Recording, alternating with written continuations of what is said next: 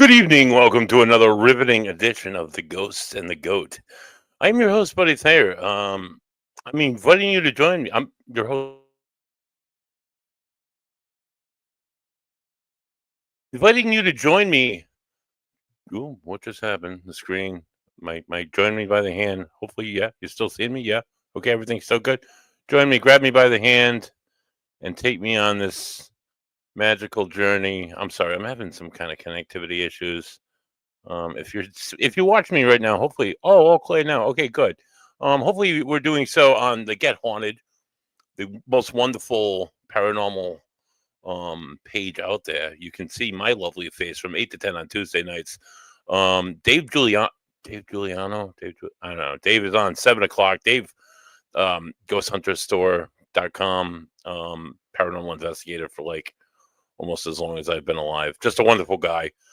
Seen him a ton of times. He's a great guy. You can catch him at 7 o'clock, and Greg is on after me, and just all great programs throughout the week. Tune into everything that Get On It does. You will not regret it. You are live on GH.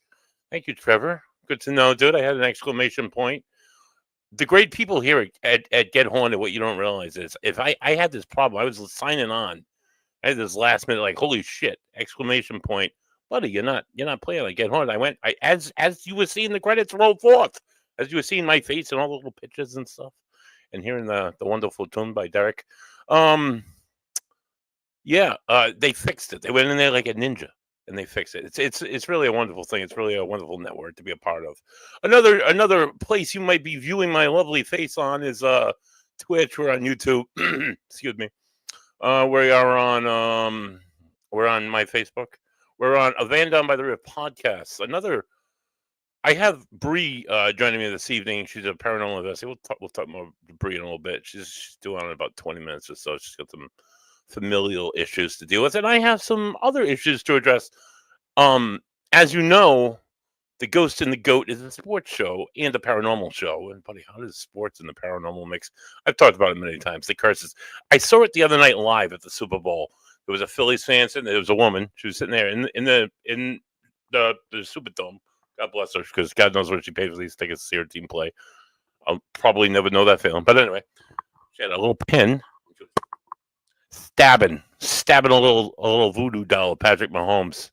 I don't know if it worked. I don't know if it was the voodoo doll. I don't know if it was Vic Fangio's defense. We'll talk more about that in a little bit. We'll talk a little bit about sports, about my thoughts of the Super Bowl, and my thoughts of Patrick Mahomes and his chase for Tom Brady's record. All right, we'll talk a little bit more about that. Before I bring in Brie, we'll talk a little bit about sports. We'll talk about a little bit. We'll talk a little bit more about what we do here at a Van Down by the River podcast. Hold on, I'm going to take a sip of my beautiful Schweppes. It's Schweppes ginger ale night tonight because I'm battling some kind of a stomach bug, but it's all right. Buddy's here. Buddy's ready to rock and roll. Okay, so some of the other things that we do at a Van Down by the River podcast. This Thursday, you can see my face again. Of course, not on Get Haunted because it's not a haunted show, but it's a beer show. One of my other passions, my three passions. Beer, the paranormal, and history. Love all three of them. Tonight's show should be pretty good because it involves at least two of them. Thursday night, you tune into the. Ooh, that's not going to come up. Oh, I'm sorry. I hit the wrong button. Thursday night, if you tune into a Van Down by the River, if you turn into my YouTube, if you turn into my Facebook, you'll see Three Dudes Brews. We have a vodcast once a month. We go to breweries. We take a liquid journey. We paddle down the river beer, three of us, three dudes. And we go to different breweries and we talk to different brewers about their styles, about their crafts, about their insights, about beer culture, about the delicious beers that they make. We have an on-show tasting competition, which I'm yet to win, but not to be a sore loser here because I am a Dolphins fan, but this rock, paper, scissors shit, it's got to change. I've won like 4 times. And then we've done the rock, paper, scissors because it's a tie. And of course, I'm not as rock, paper, scissory as Costas and Ed are, and yeah, I've yet to take home the top cock. But Costas has proven that he's beyond Patrick Mahomes. More into that in a minute. But Three Dudes Brews. We also 2 weeks ago every 2 weeks we do another podcast called The Last Call. Ironically enough, where we get together, just the three of us. Well, live, we're talking about everything from everything and anything to and nothing, and of course beer. So tune in. That's an hour podcast. It's Thursday nights, every other Thursday night. It's a oh god, whew, it's going to be on this Thursday. You can check out our beer of the week. You can check out our page www.3dudesbrewers.com. You can check out some of the charities that we're doing. The charity that we're doing, that we're promoting now, we're selling tickets for right now. Tickets are on sale right now. You go to the participating breweries. It's the Mark Ambrose Bingo. If you've watched the show in the last month or so, you've heard me talk about this in great details. I'm going to continue to talk as we wait for Brie. So, Mark Ambrose Bingo. Mark Ambrose is a member of the Rhode Island craft beer community. He's a lovely fellow. I don't have his. That's his picture behind the bingo card. If you can see, he's got a Yankees hat on, which is unfortunate. But he's a great guy. He can be seen in many of the breweries, and this kind of generated from. You would see Mark in a brewery and you take a selfie with him, and you'd see it on Facebook, and it's kind of like celebrated. It's like Wiz Waldo in the Rhode Island craft beer community. So we started doing this thing. We after many beers and after hi, how you doing, Danny? It's good to see you. Thanks for stopping by. After many beers and like wow, I'm like, dude, we could do something with this, Mark. I'm like, would you be interested in like raising some money? He's like, yeah, dude, how can we do that? I'm like, dude, let me tell you something. So let's do this Mark Ambrose bingo. So we devised, you can find these little flyers in all these participating locations, and you can scan this VR code. You can check out the Three Dudes Brews page, all that good stuff to find all the ways you can access the Mark Ambrose bingo. Here's the bingo card. These are the participating locations. Not all of them are in Rhode Island. Skyrock here is in Attleboro, and as is Angletree, which I had the great pleasure of going to last weekend, and we are filming right here, Angletree. We are filming our tape show this Saturday at Angletree. Anyway, I digress. This is the bingo card. So every ticket that you buy, you're going to get a bingo card. Every bingo card is going to be randomized. The sale lasts until the end of it. I'll probably extend it into March, but the bingo goes live March 1. So the idea is you travel to these breweries during Rhode Island Craft Beer Month, during what's known as the Big Labrewski here in Rhode Island, where you can buy tickets for $40 and get like probably $1,500 worth of beer. You go to all these different breweries. I'm probably exaggerating with a $1,500 value, but it's easily $100. I think it's $150 value. That's probably more logical. But yeah, you go to all these breweries and you can have a free beer. And if you see Mark, hey Mark, let me get a selfie with you. Like I went to Crooked last week, and I saw Mark Ambrose, and I got a selfie with Mark. Is Mark at Crooked? That's Nicole. It's Nicole's ticket. Hey, she can use that as her marker for Crooked Current, and then she can get. So they want to work on straight bingos, right, guys? Verticals, horizontals, no free space, no free beers, guys.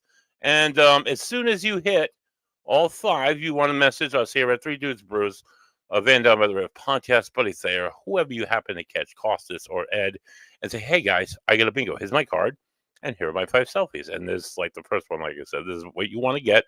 There's a selfie with Mark at the brewery. Like there's Crooked Current's t-shirts. There's their logos. We know they're at Crooked Current. And then you let us know you have the bingo, and all of you. The deal is we're splitting the proceeds. This is a 50-50 raffle, 50-50. The one winner of the bingo is going to split the 50. I don't know if you can see this. I can't. I can zoom. Look at that shit.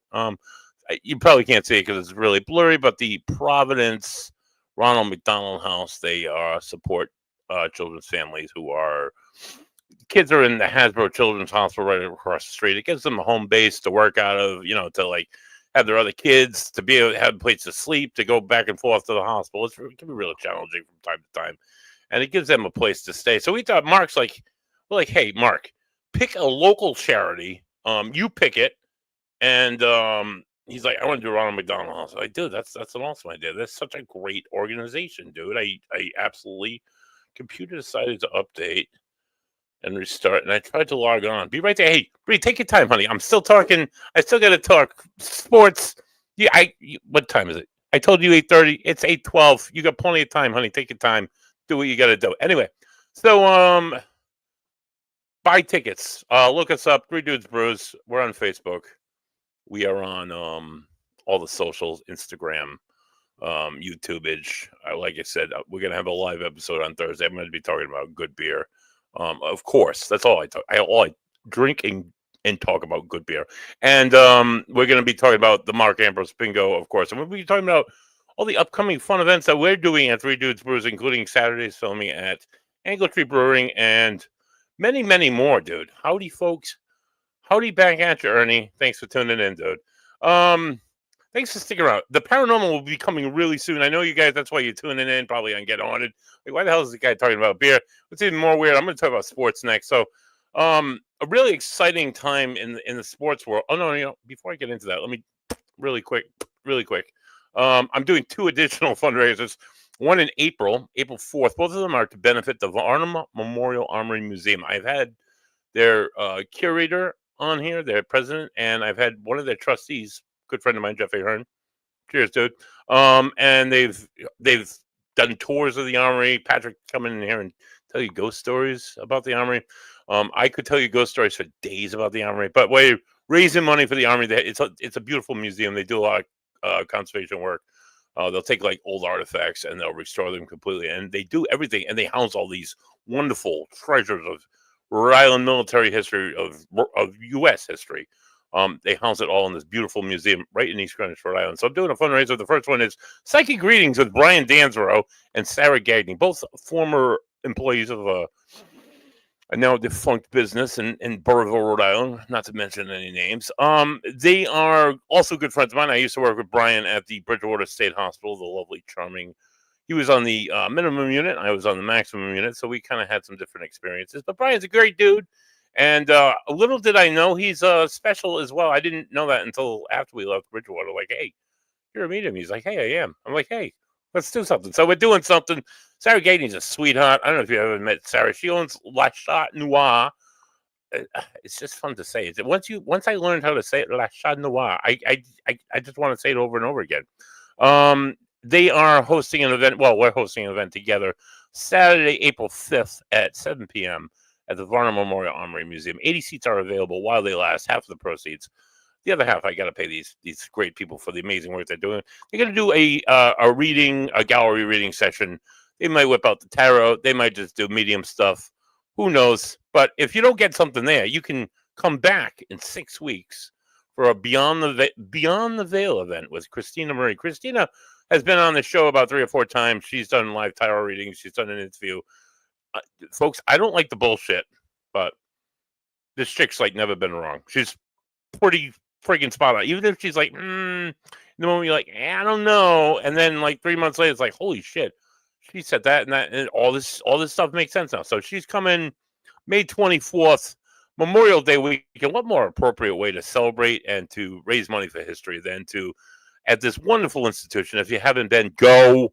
6 Main Street, East Greenwich, Rhode Island. It's right on the Walwack, East Greenwich border, right in beautiful East Greenwich. It's like a whole row of it's Main Street. It's all row of stores, coffee shops, restaurants, really good stuff worth checking out.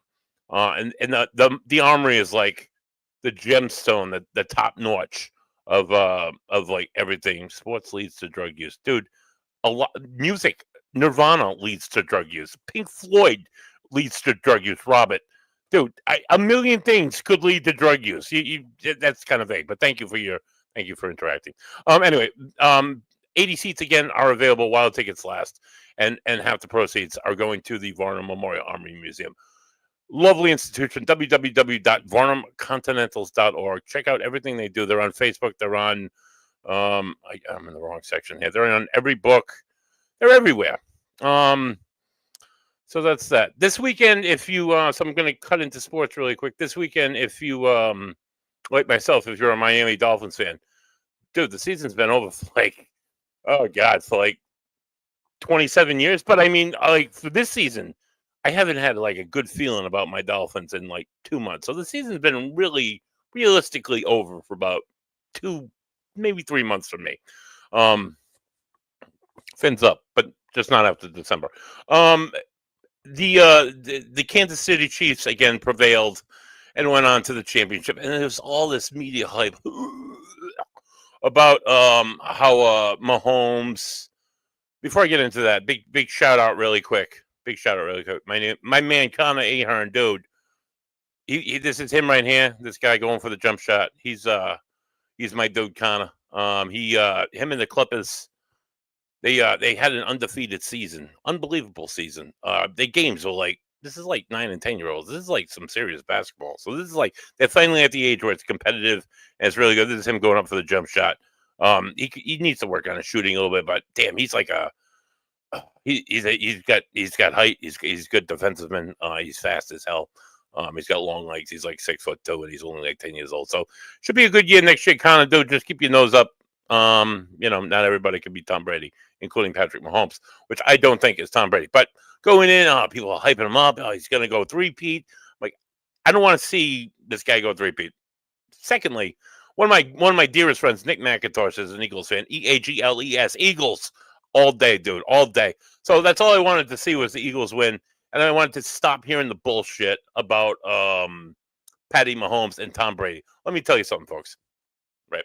I've been a Miami Dolphins fan all my life. The last time my Dolphins were in the playoffs and had a win, Bill Clinton was in office. All right, we're talking like what, like the 90s?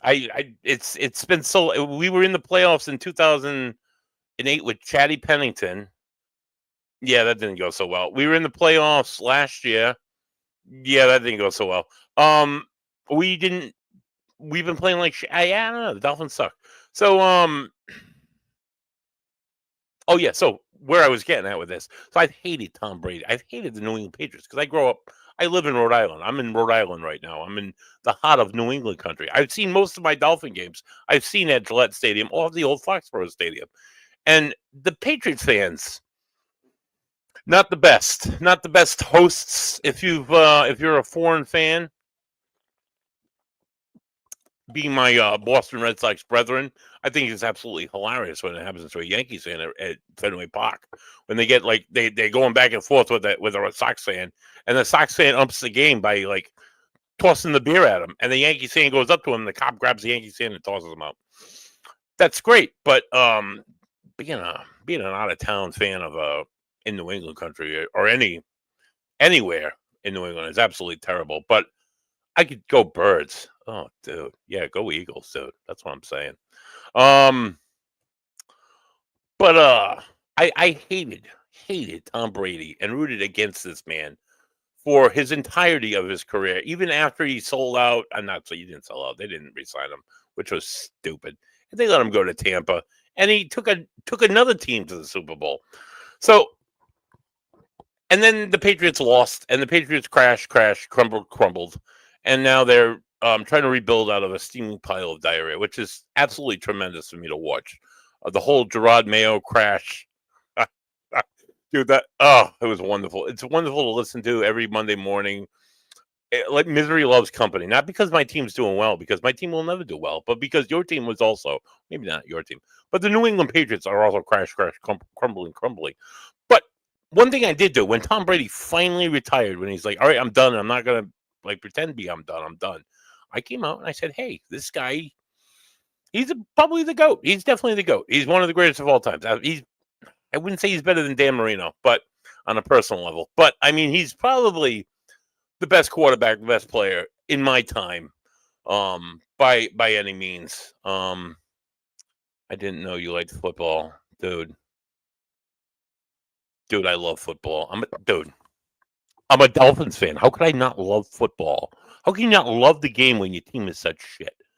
And that's how I love the game. I continue to watch it, even though I have no money in the game. Usually after like November, probably most likely by the end of September. I'm like, I'm kind of stuck. But anyway, Tom Brady has been a thorn in my side until he retired. And once he retired, I was willing to admit greatness.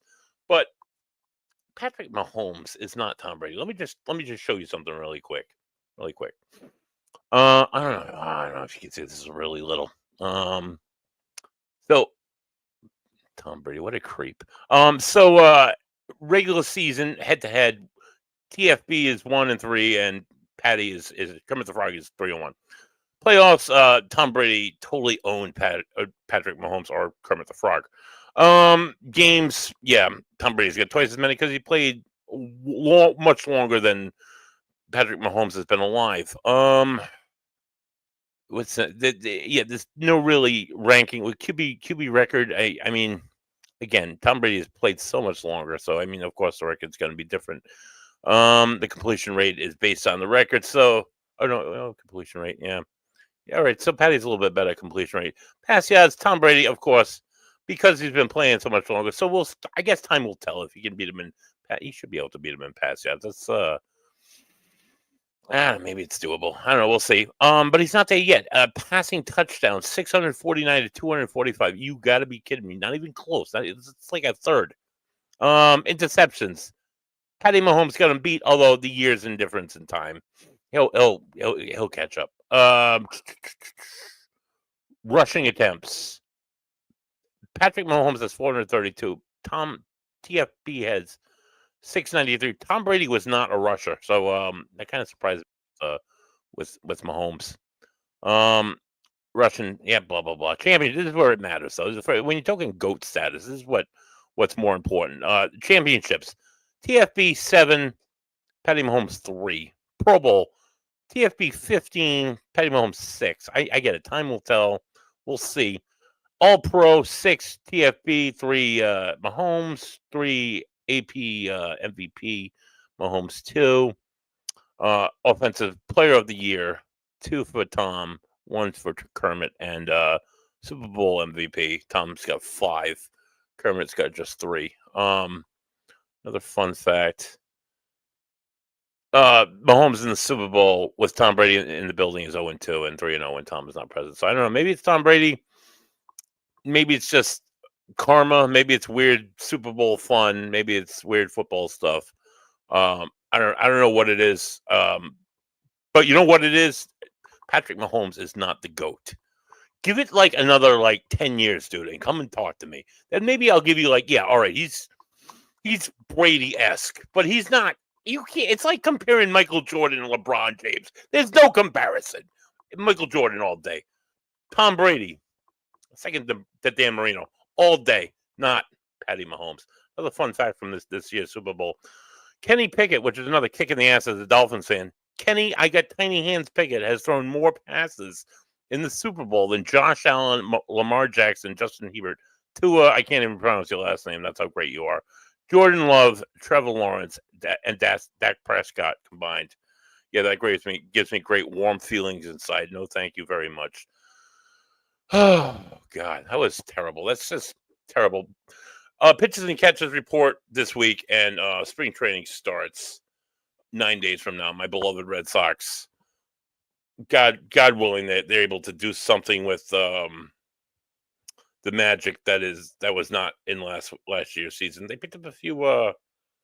Excuse me, I'm looking for my intro here. They picked up a few.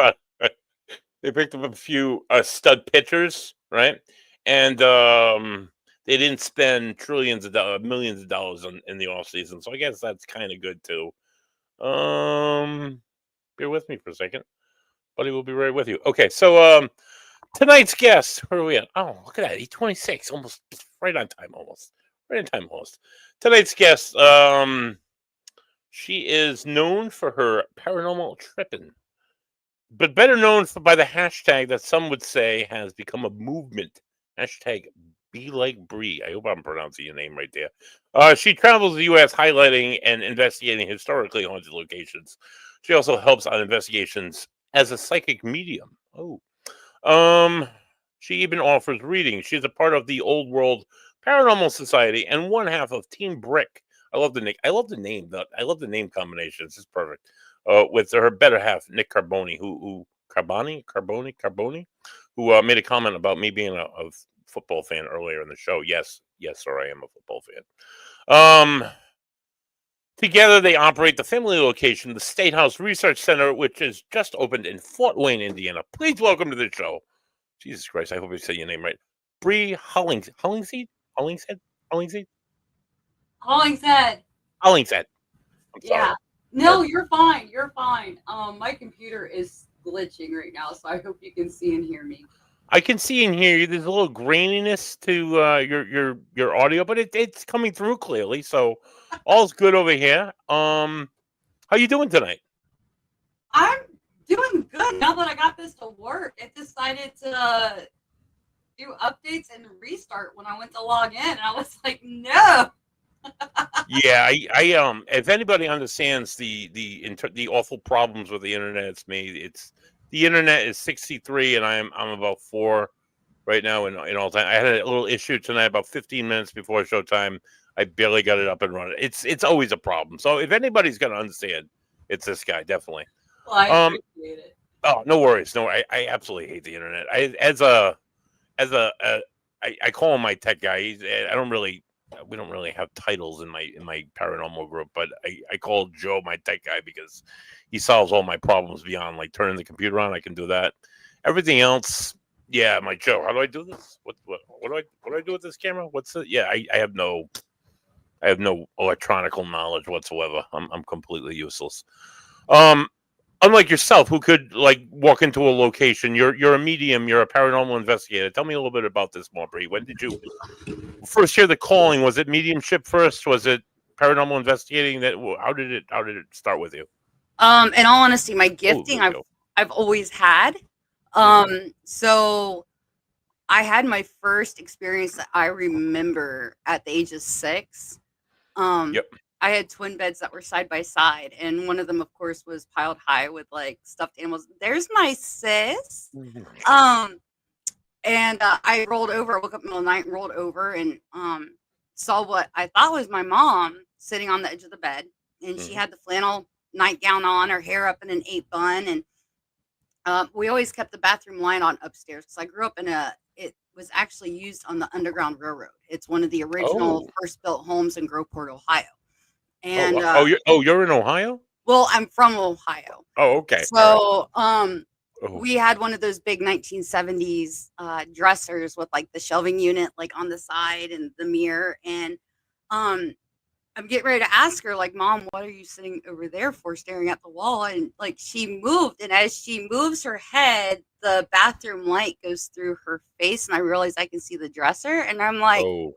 okay, cool. And I roll over, pull the blanket over my head, and I asked my mom about the next day, and she's like, yeah. And she started showing me pictures, and it was my great grandmother who had no tie to the location, um, to the home. And that's where my gifting started. But through, hey, Kristen, um, through the years with trauma, a lot of people say trauma opens you, which I believe, but I also believe that trauma can also close you off because the brain is a miraculous and wonderful organ when it comes to protecting ourselves, and it puts walls up. And I would have all kinds of things still happen. I mean, everywhere I've lived has had some sort of activity. Um, Yes. Yes. That's and awesome. I went through a divorce in 23, actually disillusionment, and my 2 older boys sat me down and they encouraged me. Hey, Denise. Um, and they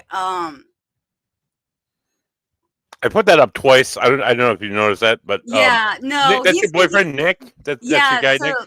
that's my better half, Nick, and I'm he's gonna put up making one more time fun. because I'm a Notre Dame Fighting Irish fan. And yes, Ohio does smell. I'm sorry. I'm Okay, sorry. so Go ahead. we have an Irish Ohio home, but it's more Irish than Ohio. If anything, I always used to joke that I bleed scarlet and gray, but I'm gonna tell you straight up, Brian Day, like, am I allowed to cuss? You can cuss.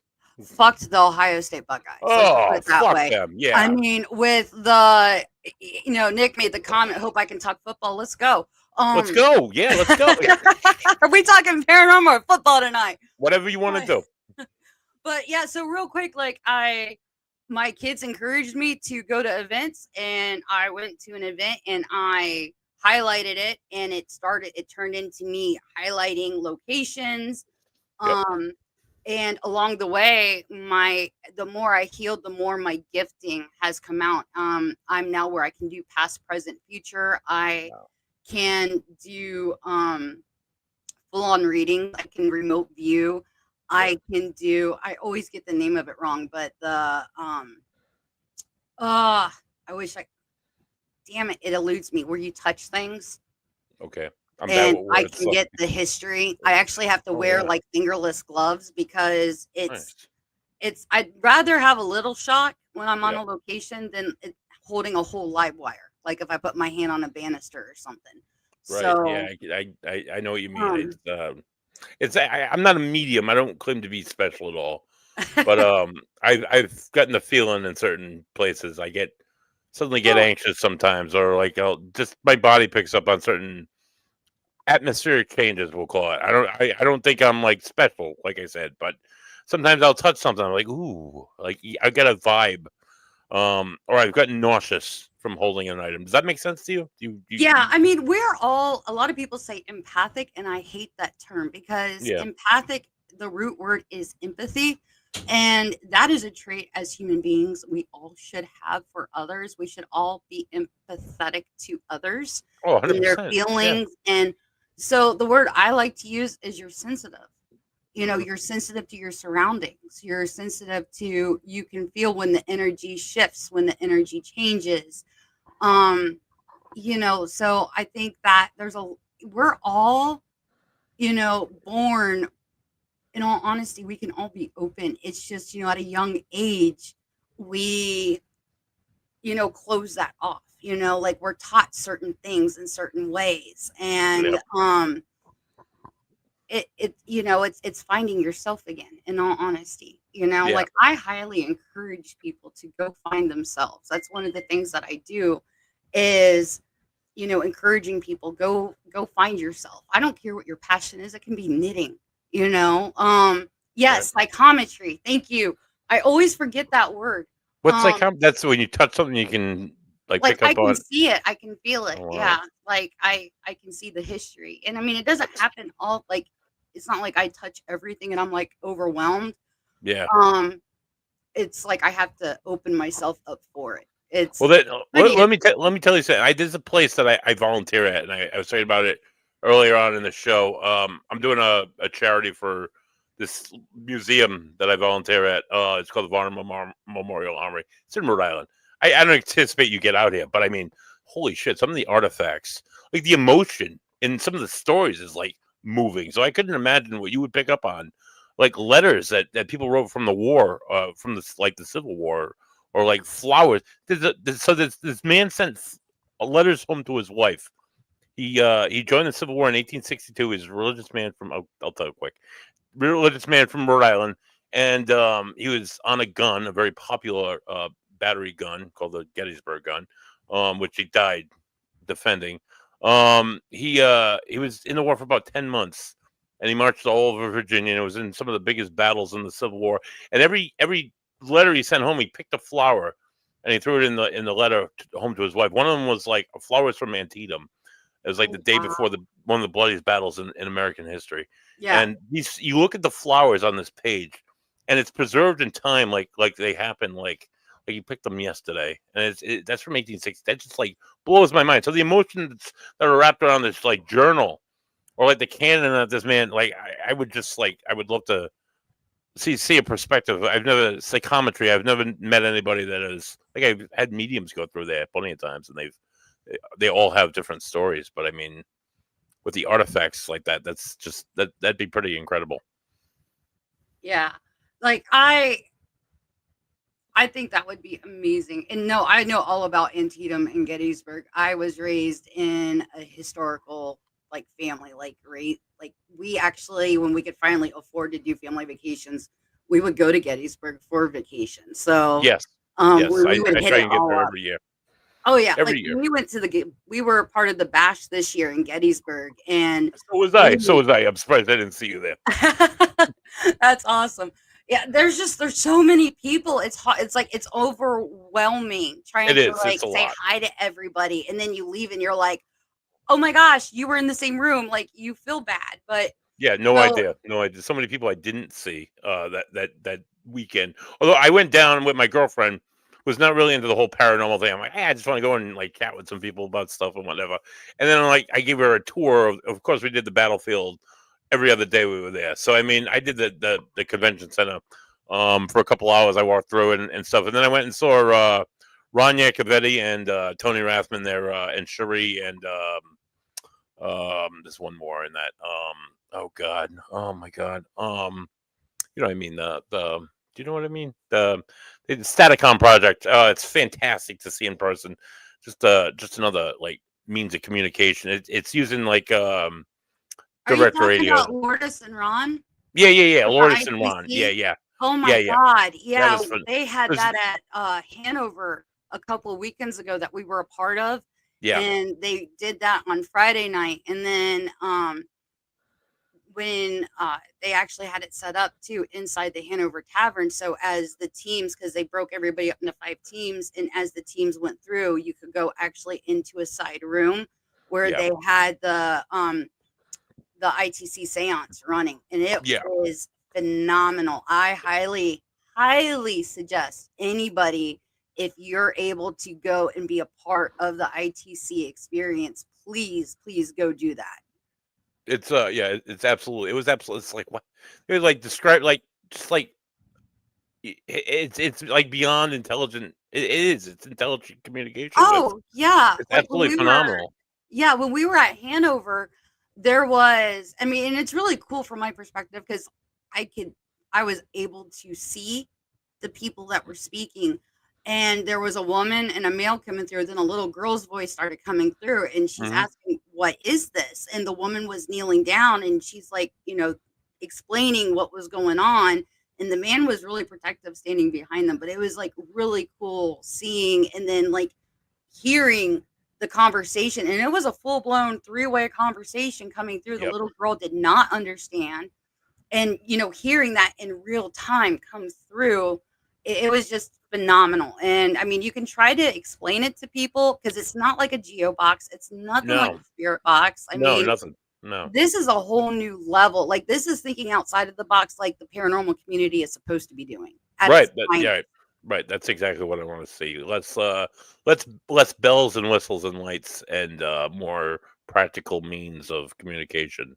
Yeah, I mean, Um. let's take the box, throw it in the recycling bin. Like, there's so many amazing ideas out there, and people want to laugh at it, and it's like, stop laughing, and like, let's actually, start pursuing. I mean, the paranormal is not a dick measuring contest, people. This is where we're supposed to be like figuring out what it is we believe and why we believe, and helping others and not showing prejudice and Oh judgment, you man, know?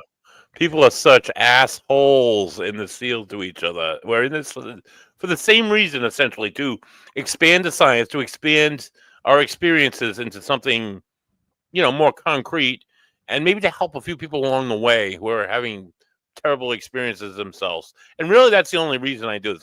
I use maybe to raise a little bit of money for them, for like organizations like Varnum. But other than that, I don't take a dime for anything that we ever have done. I would never take a dime. I would never use it as a means to like go at others for the work that other people do. I mean, it's just stupid. It's absolutely stupid. Right. Well, I mean, like what Nick and I like to do now is, our why. A lot of people ask, what's your why? Our why right now is, what can we do to help? It's not about us. It's not. It's about, how can we help? Like, who Hmm. can we help? Who can we support? We love to work with locations, historically haunted locations. That's a huge part of us. And going in there, volunteering our time. A lot of people want to sit there and complain about locations. Well, they don't have this and they don't have that, and we just paid, and I don't see where the money's going. Do you know how much these places cost? Like, Yeah. how much the electric is on these locations that run year round, to keep the heat on, Yep. to upgrade? It's like, why, if you're, a lot of people don't realize, why don't you go out there and volunteer? Like, hey, I'm an electrician. Let me go see what I can do to help, and you don't need anything in return. But I'm going to be honest, a lot of these location owners are going to be so thrilled and excited over the fact that you're volunteering. They're probably going to be like, when do you want to come and investigate? Yeah. You For know, sure. I Yeah. mean, if you're a plumber, I mean, it doesn't matter what you do. You don't have to have a handy skill. It's okay. Hey, let me come in and help you clean. Hmm. Let me turn the beds after you have people leave. I mean, little things like that are huge. And I think more of us need to be doing that at locations instead of like trying to use connections to get into the locations. Why don't we instead be real and like say, hey, how can I help? Right. You know? Right. That's one thing I do with Varnum. I've had public investigations there, although it's tricky because they have so much stuff. But I mean, I volunteered as a docent, just be there alone in the building, waiting for a tour. Like I can have the best of all worlds in one. Like have my a portion where I'm doing a tour and I'm helping them out and showing people talking about some of my passions, my own passions about history, and then I get to be alone in this building for about half hour to 45 minutes before and after the tour. And some of those times I've had experiences, so it's that blessing, that extra like okay, I get a little bit little paranormal stuff out of it too sometimes. So it's I, I do you feel like certain locations you go to more and more, the ghosts maybe know you a little bit better and they interact more with you? Do you have that experience yourself? You know what I have is I have friends that go to locations that I've never been to, and the spirits will actually call for me by name on the equipment. Wow. And I have locations where they will demand me that I've been to quite frequently. You Hmm. know, Brie, where's Brie? When's Brie coming back? Nice. You know, we don't want to talk to you. I've had people tell me like they've actually had it on recording. We're not talking to you until you bring Brie. And What do I'm you like, what is what? it that you do differently? What do you offer them differently than say I Joe give Schmo them a could? voice. I mean, in all Mhm, honesty, I give them a voice and I show respect. I show mhm, love and respect. When I get to a location, I introduce myself. I'll introduce myself in every room. I know people mhm. think that's crazy. They're like, you just did it 10 minutes ago in the living room. In Yeah, a different room, I know, different but I'm going to do it in another room. different You know, people. it's showing respect. Like, how would we feel if somebody just walked into our house, straight to the fridge, grabbed themselves a drink, Oh no, you you know don't. what I mean? Right, Decided to right. pick up and put their feet on our coffee table. They, you know, we would be like, "You motherfucker," Right? you And know, sit there talking shit to me about who I am as a person. Like, who the fuck are you? right? Get out of my house, right? Like, no, that's It's- not the truth. Like, why are you twisting my story? That's not my story. You know, like we would be getting mad, and that's where I think a lot of people have the interactions that they have, and they want to turn around and yell the D word. You Oh, know, don't like, get me going no, on the T stop. word guy. No, yeah, I hear you. It's about being respectful. I They mean, sensationalize shit to make it more than it is because it's all they about want to make money clickbait. from it, I guess. I don't know, or make money for themselves. I don't. Yeah, that's basically what it boils down to. You know, they instead of working a regular job, they want their llamas, you know, and Mhm. my our joke right now is a llama a day keeps the demon away. So Yeah. Oh God. Do you have that experience as a medium? Do you encounter the D word? I mean, the real thing, the negative thing, you could call it maybe just negativity. I mean, do you I look experience at that? it this way. A person who was an asshole in real life who has Yes. passed and decided they don't want to cross, because this is how I've seen it in a lot of locations is you have people who decided not to cross. You Yes. have people who died so quickly they don't even know they're dead, you know, and then you've got people that are kind of like it's almost like they're in purgatory, so to speak. Yeah. Um and but if you have a person who's an asshole, I mean a true doesn't give a fuck about you or anybody else. They're going to treat you like Right. shit and they decide that they're not going to cross. Guess what? They're going to still be that same piece of shit in death. You You sound like know? you've been watching all my shows. I describe the asshole ghost to everybody. How do we know it's a demon and not an asshole ghost? Like I've known plenty of sadists, plenty of awful human beings. Oh yeah, Um, I was married to a couple. yeah, right. So they're out there. They're plentiful assholes about. So what would make them like, hey, I'm not going to go towards that light because you're going to judge me. I don't want to be judged. I was an asshole. I'm going to continue to be an asshole. What stops them from doing that? So I mean, are there really that many demons out there, or are they just more I assholes than? thoroughly believe that there are demonic entities because for you got to think of it like the yin and yang. For Yeah, of you've got the course. good, you're gonna have the bad to balance it, right? Right, of course, of course. But I'm I gonna think tell you that's the way. what, 50 llamas to go spend 5 minutes with the demon in the attic, your ass ain't walking out. And if you do, you're probably gonna be twitching and foaming at the mouth. Okay, Right. like it ain't you're not gonna be the same person. A lot of people don't seem to understand or grasp that mentality. Like you Are there demonic entities? Oh, hell yes. I mean, Hmm. we are extremely good friends with, Father Kenneth Torres, and he's Hmm. dealt with that kind of stuff. Um, I remember going to church when I was a teenager. A lot of people, we all have our own background. I do come Right. from the Christian faith. Do I still call myself a Christian? No, I say I No. come from the Christian faith because being in the paranormal, it's like once you start, rising up, that Mhm. ascension mentality, the blinders come off and you realize, wow, a lot of this is, man-made garbage. I hate to say it, but Yes. it's the truth. How many times Yes. has the Bible been rewritten Please by preach. man to, you know, get their way? I Right. mean, let's be real. But I mean, demons, yeah, demons are definitely out there. I mean, I remember going to church and I watched a girl with a possession and Hmm. they did an exorcism on her. And this was a Pentecostal church. Hmm. And it was hours. And I opened my eyes. Like I was like, holy shit, this stuff's real. Yep. Like you do have to be careful. Now are they hiding, in every dark alley and underneath every bed? No. No, people No. people in the paranormal make you think that they're like around every corner, that they're in every Oh, haunted yeah. house. Well, No. that's why you need a llama a day, you know. But Oh, I mean, now negative, is there stuff out there that's just plain flat out evil? Oh, hell yes. yeah, Yes, sure. and you should be careful and you should protect yourself. And like the people that want to be the entertainers going into locations and playing things that they don't know what they're playing Right. on a recorder that want to make fun and all this stuff, they're the ones that Uh, open and play with that flame and they dance. I hate to say it, but they dance with the devil because it's people like that that go to places and can open up doors that they don't know what they're doing. Oh well, they I saw this person doing it on YouTube and they poke I'm gonna shit. mimic this and No.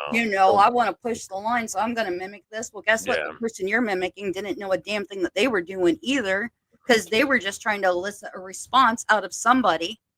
They didn't care who the response came out of. So, we got the blind leading the blind. We got dumb, dumber, and dumbest out there. Yeah, right. I knew a kid about like 10 years ago. He was into the paranormal and he was like always he's always sending me these videos. He always wanted to have the experience. He never did it. He'd send me these videos like, dude, you see this the light? You see that? That's a spirit. That's an orb. Like, dude, that's I'm like, you holding a phone with a light on it? He's like, yeah, yeah, yeah, yeah. I'm using my cell phone. Yeah, You you can got see the light reflection. reflection. You see the reflection, right? That's a reflection. Oh. Then he wouldn't talk to me for like 2 months. Then he come back at me with another picture. Same thing over and over for years. And then he finally is like, buddy, I bought a haunted doll on eBay. I spent like $115 on it. Like, why would you do that? And He's that like, person is laughing all the way to the damn because bank. he's like, I want to have that experience, but I want to have the experience of having a haunted doll with it and see what it'll do. I'm like, dude, why? First of all, two things. Like, why would you pay somebody online for a haunted doll? It could be bullshit. Two, why would you buy a haunted doll and bring it in your home? I don't like dolls. I'm a ghost guy, but why would you do that? I mean, if you do that, that's fine. I'm sorry. I know a lot of people would do that. But like, why would you do that and bring it in your own home when you're not like kind of into that thing? And then when shit starts to hit the fan, buddy, like all this stuff is happening. I'm like, yeah, you got a haunted doll in your house, dude. You don't say. And he had a demonologist come in. He kind of took care of him. But like, wow, stupid people. I don't know. I mean, I think we're all searching for something in life. We've all had weird, unexplainable occurrences, experiences in our life. And, so we're all curious. We all kind of want to know. I mean, there's a lot of people that just kind of like close the door. They don't, they're content to not know. They would rather go through life being, I'm Yes. happy where I'm at. And there's nothing wrong with that. But there's some people that are just, they're so skeptical that they are willing to walk through fire to an extent, to have that experience, to be able to go, oh my God, it wasn't fake, it was real. Like they, like, and I've met people like that, and Right. I'm not gonna lie, people like that kind of scare me. A little bit. I mean, there's a little bit of something that like if you're willing to walk through fire just to have that type of experience. Like, Right. So that leads me into our next question from a viewer. Amber Renee Clark Crank asks, "My sister has several, but she's into oddities." And Brie, want to weigh in on oddities. I once dated a girl who had some oddities, and she had some strange well, shit. I'm in a room right now that is full of haunted objects myself. Oh boy, you're one of those people. Good for you. Good for you though. But you can Well, control no, it. it's more Maybe I like don't know. Nick and I, you know, you cure things, you procure things. People start Right. giving you things. We've got things in here from No, I hate uh haunted dolls. Oh God. yeah, we got some dolls. Oh, So over that shoulder, you're gonna see the nun. You're oh gonna yeah. Oh see God. I didn't the even. lady in Oh, I white. can see her now. Yeah. Over here, you're gonna see another girl in white. Oh Jesus. Um, Oh. Oh yeah. Why don't you get one and put it on? Yeah. Come on. Yeah. Invite her on. Come on. Come on, doll. Oh God. so this is Oh. my doll that was made for me by Twisted Dolls. Love you, Mary Jo. So, and this is Brielle. She was actually supposed to be made in my likeness, but the butterfly wings are my logo. Her eyes are made to not move, but they move. We actually will buckle her into the truck when we go to locations, and she's winked at Nick. We went to the Ross house, and she was along for the ride. We came home, and the next morning we heard this loud bump upstairs. Now we knew it wasn't the animals. The animals are all in bed with us. Thank God we Yeah. got a king size bed. And so we're like, what the hell? Well, a couple hours later go by. We finally make it out of the room, and Nick goes to walk in the office, and the office door is right. You can see the white door right Yep. there. Yep.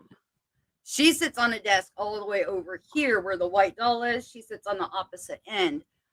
She was in the middle of the doorway face down. Now, her dress was ripped, and a lot of people would be like, oh, well, that was the animals that ripped it. The only thing is that there's no claw marks, there's no teeth marks. It's almost as if somebody was holding her. Yeah. And Fucking just the dolls. lace Oh, on the God. hem ripped off Oh. the fabric. So it's almost like somebody was holding her, and like she started to fall, and they went to catch her and Yeah. grabbed the lace, and she kept falling. Oh boy. So she actually had we had a spirit come home with us from the Ross house, and I had to get a hold of our paranormal mama and send her back home.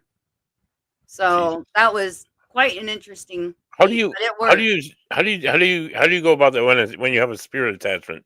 I've heard of that. I've knock on wood. I've never had that happen. That's wonderful.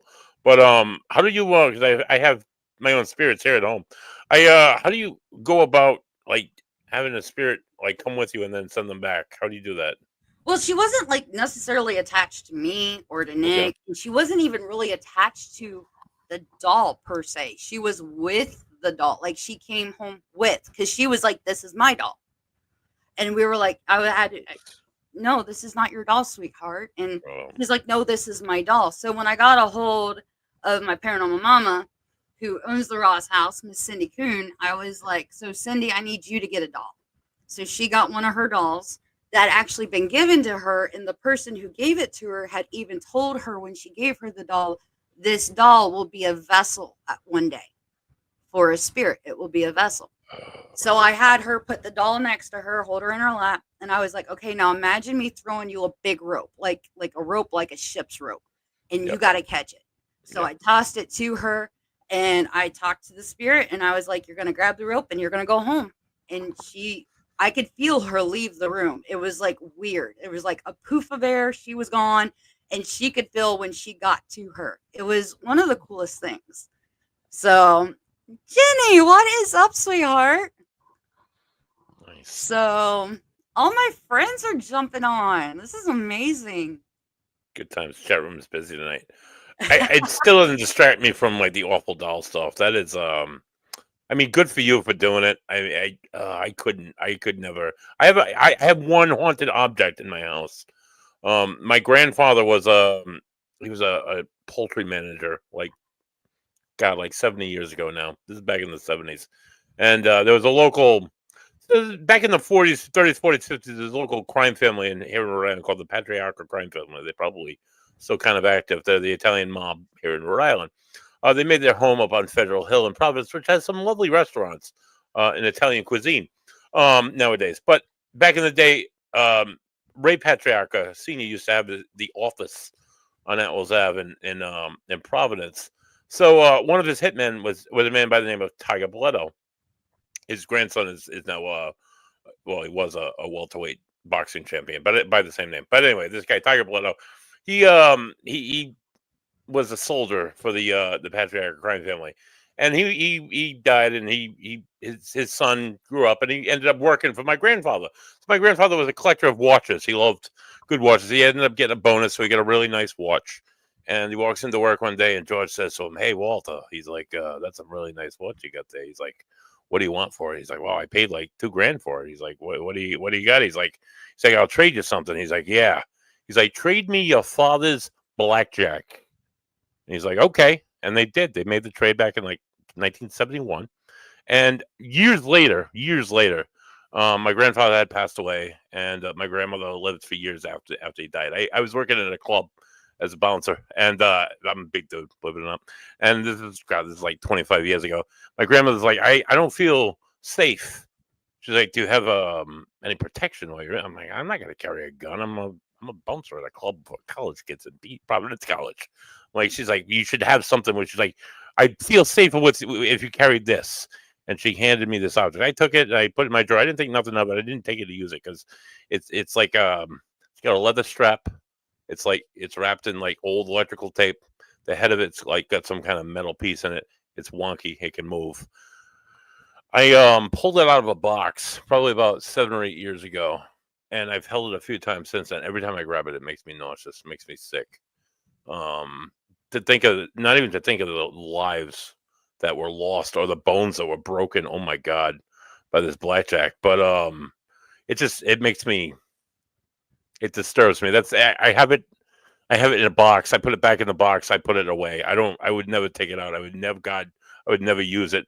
But like, holy shit! I mean, the time she gave it to me, I wasn't really open to a Hmm. lot of this. Where now I'm super open, and I've seen spirits and whatnot. But I mean, oh my God, I can feel the anxiety now. It's just that nasty energy that's like entrapped inside this thing. Is that what you got? Some of that in your house? You got nasty energy, or is it all happy-go-lucky shit? What kind of stuff you got? We're nothing but all about the peace and love here. Yeah, Come you on kind of now. got to be. Oh my God, it's We're all it's about the white light. Um, I mean, we live in a location that, does have its spirits, and we live on what we refer to as a paranormal highway. I mean, it doesn't help. The dolls are nothing compared to the other things we've got. We've got stuff here from Wildwood, Missouri State Penitentiary. ooh, Um, Nick actually was the co-founder of the Bell Mansion. There's a couple things here from the Bell as well. wow, Um, we've got all kinds of stuff. There's all kinds of energy here. You can I always feel bet. the energy shift in the house when somebody walks in off the road. There's actually a nature preserve at the end of our road, and they always tell me we came from the woods. Hmm. We're from the woods. Oh yeah, And wow, you stand outside. I've watched them walk down the street out of the woods, and they'll holy come shit, in. They're curious because they yeah, you got to think I'm gifted. yeah, Of course Nick is open, yep. and then I've got my two boys live here. They're gifted as well. So we're not just like a beacon, we're like a freaking lighthouse in the middle of the darkness. Yeah, we got stuff from Rose Hall, Jamaica as well too. So Jesus, we you got, guys get around, huh? Hinsdale. Um Oh, Hinsdale. I've never been there. That's on my bucket list. Um, Hinsdale is yeah, it's right up the road. I mean, phenomenal. yeah. Hinsdale's the only location that actually I Hinsdale's where I had my most terrifying experience. Oh, And really? oh yeah. Oh, do tell, Um please. Do tell. I love terrifying ghost stories. Go ahead. okay, so I did a 3-week road trip I can't Oh say last God. year anymore. I'm so used to saying last year, I can't do it. It's now 2025. Okay, so October of 2023, I did a 3-week road trip on the East Coast. Now, to kick off that road trip, I did 3 days and 2 nights at the lovely haunted Hinsdale House. Wow. Nice. The first night was amazing, and we had all kinds of activity. The second night was when things started getting weird. Like, you can watch people's personalities changing. Really? The person who slept in Mikey's room, he changed, and it was scary. I was so thankful. One of my absolute nearest and dearest friends, Jeff Vint, happened to come by, and he was there that night, and he got to see what happened. But this guy he got real nasty. We were doing Estes, and the guy started getting demanding, and it was like interesting just watching the personality change. So we end up wrapping up early. Like, the guy decided, he was like, we're done, everybody's going to bed. And it's like, guess we're all going to bed. Okay, whatever, I'm not dealing with him. I got bigger, better things I'm going to be driving to tomorrow. Let's just go to bed. So I'm laying upstairs. Now, I decided the first night there, if I'm really going to push myself and open myself up and dive headfirst into this new journey of mine, where should I sleep but none other than Mary's room by myself? Boy. So I slept in Mary's room. A married couple slept in Clara's room in the big queen bed. The one big dude slept in Mikey's room, and that's actually one of the reports from the Hinsdale house is whoever sleeps in Mikey's room, their personality will change. And they get nasty. He got nasty. The rest of the people slept downstairs in the front living room. So the first night, like, no issues. I even, like, Dan showed up on Saturday night, and I was like, dude, what kind of mattress is in Mary's room? I slept phenomenal. And he's like, I don't know. I haven't even slept in that bed. And I'm like, really? So I'm laying in bed, and I'm texting Nick good night. And as I'm texting him, the couple sleeping in Clara's room, they're already snoring. They're out. And there's a little lamp in Clara's room, and it's one of those old-fashioned, like, lamps. It's supposed to look like one of the old gas lamps where you twist the knob.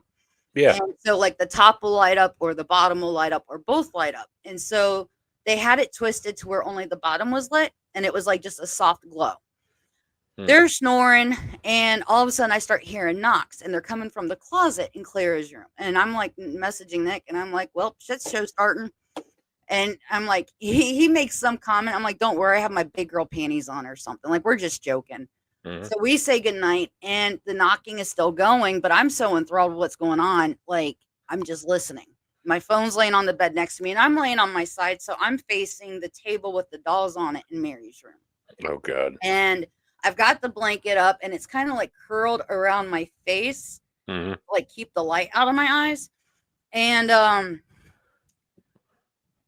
the knocking in the closet stops. Well, as soon as it stops, like, have you ever heard knocking on a window, but you can tell when it's like outside the window versus inside? Okay. I hear knocking on the windows that are in Clara's room from the outside. Now, anybody who has seen Hinsdale, the two front windows at the very top that are on the front part of the house where there's nothing, there's no way to get to those windows. Those are the windows I'm referring to. You start hearing knocking. So I'm like, cool, skinwalker. All right. like everything's going through my head. Right. Right. Now, the Paranormal Investigator in me is like, listen here, bitch, grab your phone. And I'm like frozen. Like, oh my God, this is really happening. The knocking on the window stops, and the knocking starts back up inside Clara's room. And it's on the wall that's got the closet. So it goes across the wall, hits the closet, goes to the other side of the wall, and it hits the wall that, like, would be the wall, like, where the stairs go down. Yep. And it wraps onto that wall, but when it gets to the door frame, it stops.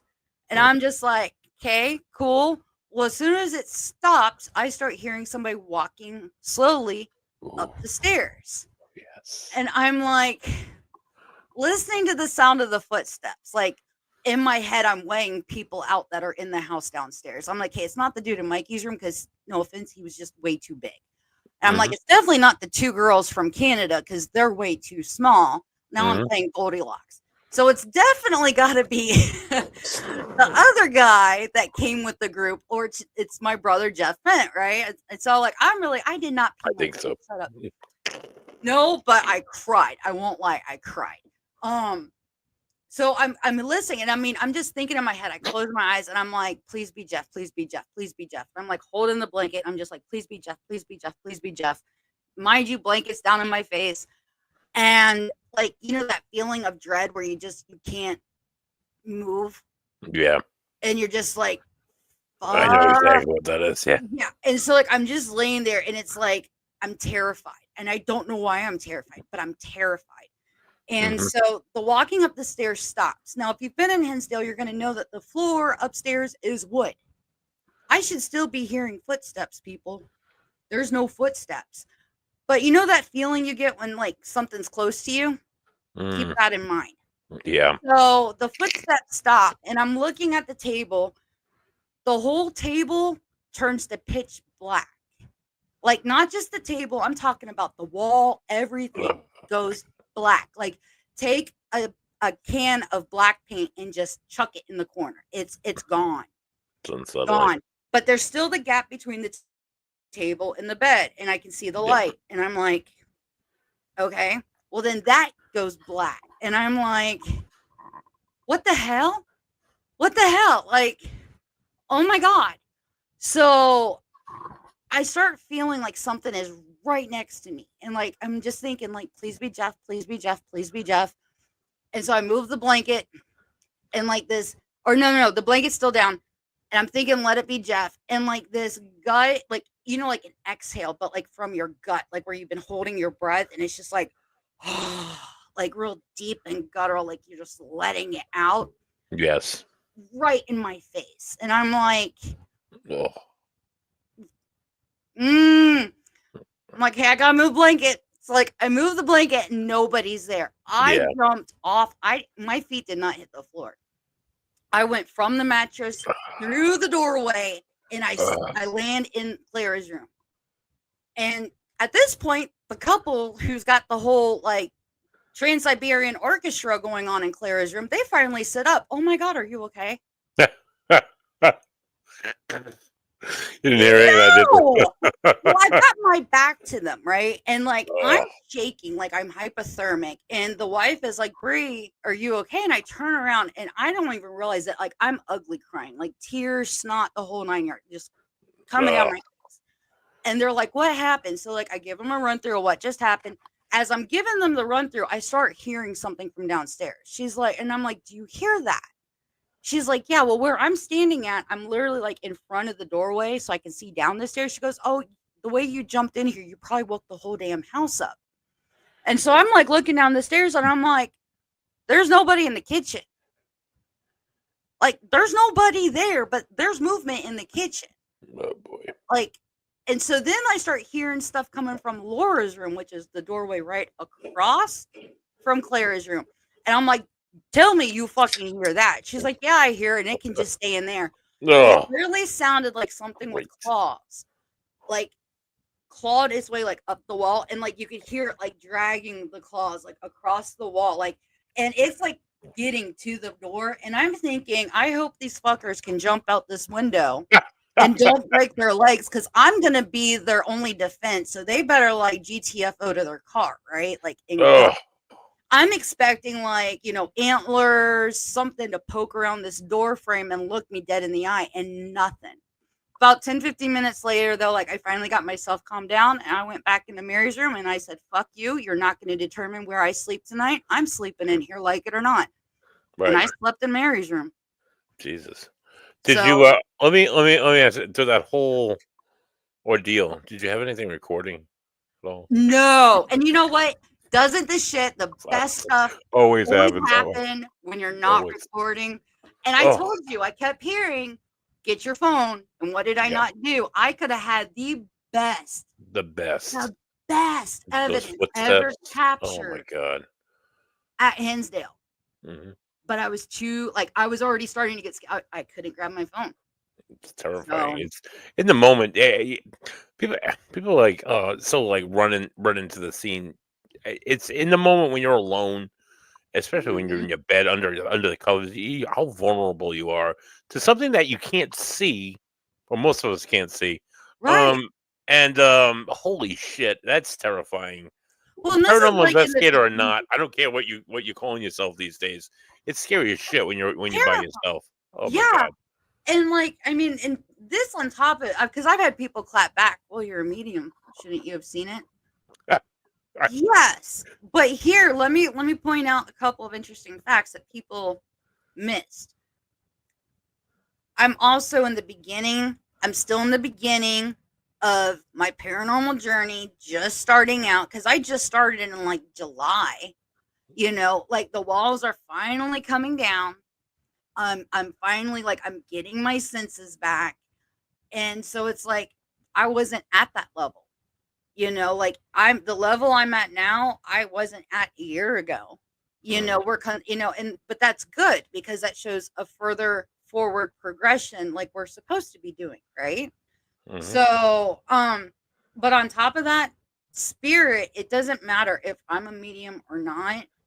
You can have a room full of 10 mediums and a spirit walk in, and I'm willing to bet not every medium's going to know a spirit walked in. You might have two or three go, you see that guy over there? Not all of them. And that's because spirit is going to reveal itself to who is supposed to see it. Not everybody is meant to see spirit. Right. It's it's a wild. It's definitely been a wild journey from myself. I can't. I mean, not everybody has the same experiences, obviously. Right. Um, when I asked about the recorder, of the times I've had like serious spiritual encounters where I've seen something like holy, or I've had a holy shit moment. 9 times out of 10, the recorder is never rolling. 9 times out of 10, I'm not even investigating. I'm like at somebody's house, or just like going to a stranger's house to go use the pool for the first time I ever met this person. Just, like you don't expect it to happen sometimes, and it happens, and it's just it's amazing. Just to have it's all about the experience is what it comes down Oh, to. Because yeah. Well, it's the kind of like, recorders are never rolling. So oh, yeah. And I mean, it's kind of like when you're on location and you catch the best EVP you've ever caught, right? And you can't wait to get home and download it. And you get home and you know you didn't delete it and you've got all your files, but that one is not there. And right, that's because right, you were only supposed to hear it in that moment. You weren't supposed to go home. Like the spirit did not want you to share it.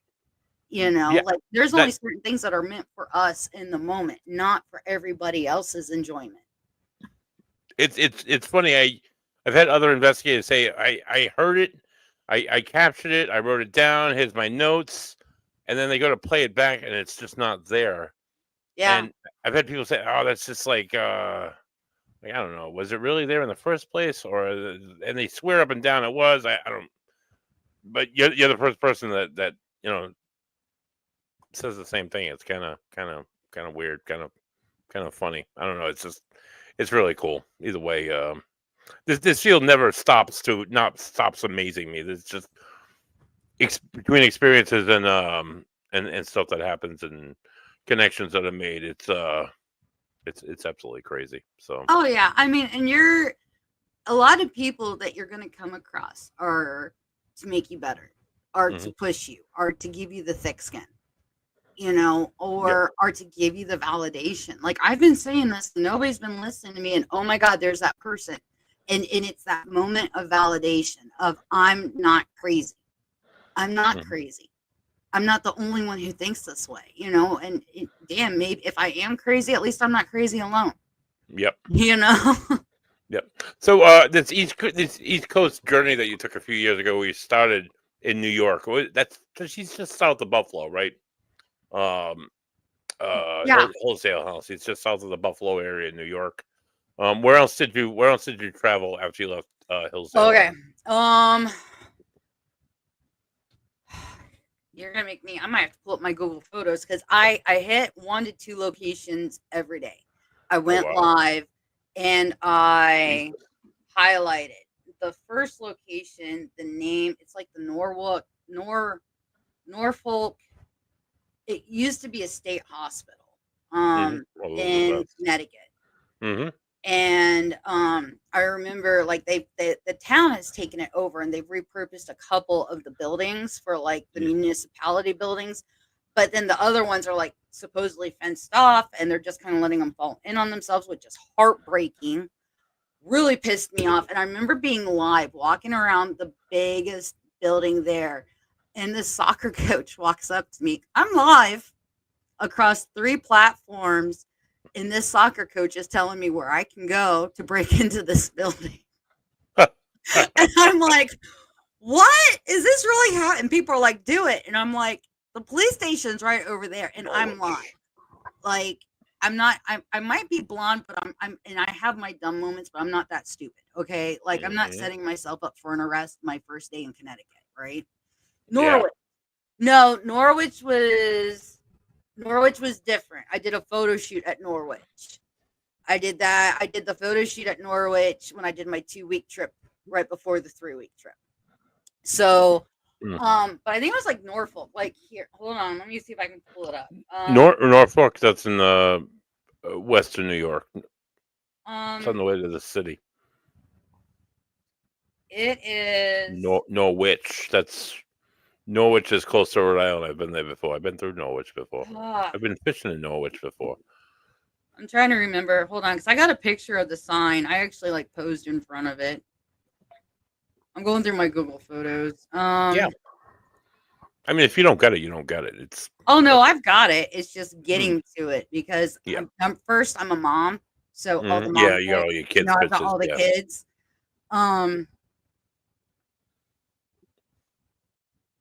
All right, here we go. Yeah, so Norwich was when I did the photo shoot, and I don't think that I ever dropped that picture, but here I'll show you guys tonight. I did a photo shoot in a retro nurse's outfit. Oh, that's creepy and an old sanitary. Oh, that could be a trigger, I guess. Well, I ended up using that outfit later at another location as a trigger. Worst decision of my life. I mean, we never know when we're using something as a trigger, what the responses are going to be. And that's one of the beautiful things about what we do. It's thinking outside of the box. And sometimes it's going to work and it's going to play out in spades, you know? And then there's times where we're going to do something and we're going, what the fuck was I thinking? Yeah, wearing the nurses uniform. Okay, I found it. This was Newtown. Newtown. Yeah. It was Newtown. So I did Newtown. From Newtown, I went to Belchertown State School. Belchertown up in Mass. Yeah, that's. Yeah. So then from Belchertown, I went to Seaside Sanitarium. I actually collaborated that day with our friend Brian J. Cano from Paranormal Cotton Camera. Yeah. He's actually a good friend of ours, and we met up. He was doing the college circuit. He goes out and does lectures at different colleges, and he happened to be in Connecticut. So we met up and went there. The following day was Letchworth Village.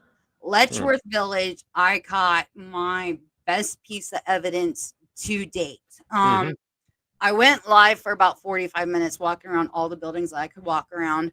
And then I decided to jump off the live and take still shots. And some of the buildings, the doors are ripped off the hinges. And I'm kind of like looking around like nobody's around. I'm going to peek my head in. I'm curious about this. It's because, see, the history of Letchworth runs so deep. It actually opened in the early 1900s. It was supposed to be male and female separated. It ended up being overrun with women and children. The abuse there was astounding. Yeah. But did you know that the polio vaccination that we use today was actually made at Letchworth Village? Oh, boy. I actually have pieces of Letchworth Village here in the home, too. Oh, wow. Yeah. So I'm walking around in one of the buildings. The fence was completely torn down. And so I walked around decided to walk in an open doorway, and I'm walking down a hallway, and I could feel something in a room next to me, but I could just feel that presence. Again, this is the beginning of my journey, my gifts opening, and I could feel, and I turned real quick and snapped a picture. And it wasn't until that night, going back through my pictures with my friend who I was staying with, and they were like, you totally caught something. Look at this. Like, you don't even have to zoom in. And the room is supposed to have a window in it, but the glass is all gone. The window's completely boarded up. And from the windowsill up, you see the torso. Mm-hmm. And it's got a hat on, and it's a complete 1910s nurse's uniform. Jesus. But the silhouette continues below. You see a full-bodied apparition of, I totally did a B&E, baby. I was on the phone with him for most of it too. So, but yeah, I caught a full-bodied apparition of a 1910s nurse. Wow. So yeah, that was pretty Wow, insane. that's insane. Yeah.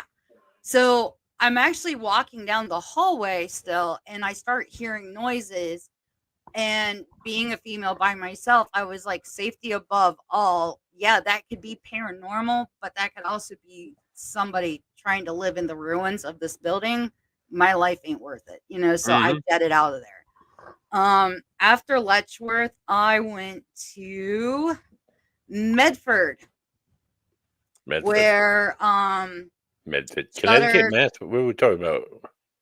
Was Medford? Medfield, not Medford. Medfield. It's where Shutter Island, among other movies, was filmed. They're actually turning the church into an art center when I was there. I'm sure that's been done at this point. So let's see, Medfield. Oh, and then I hit the Warrens Phantasmacon. Oh, yeah. Yep. I did that night, the next day.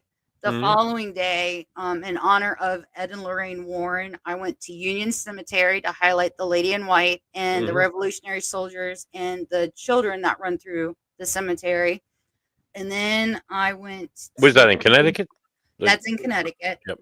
And then I went to their actual gravesite. And I went live for about 5-6 minutes, not very long, just to like pay homage to Ed and Lorraine. And I told everybody, you don't have to like them. You might not agree with them. They're definitely controversial. Yeah, I mean, wholly controversial. But let's be honest, if it wasn't for them, and if it wasn't, I mean, for some of the other people during that time, would we really be where we're at? And, they opened a lot of doors. I mean, look at Ed and Lorraine with The Devil Made Me Do It.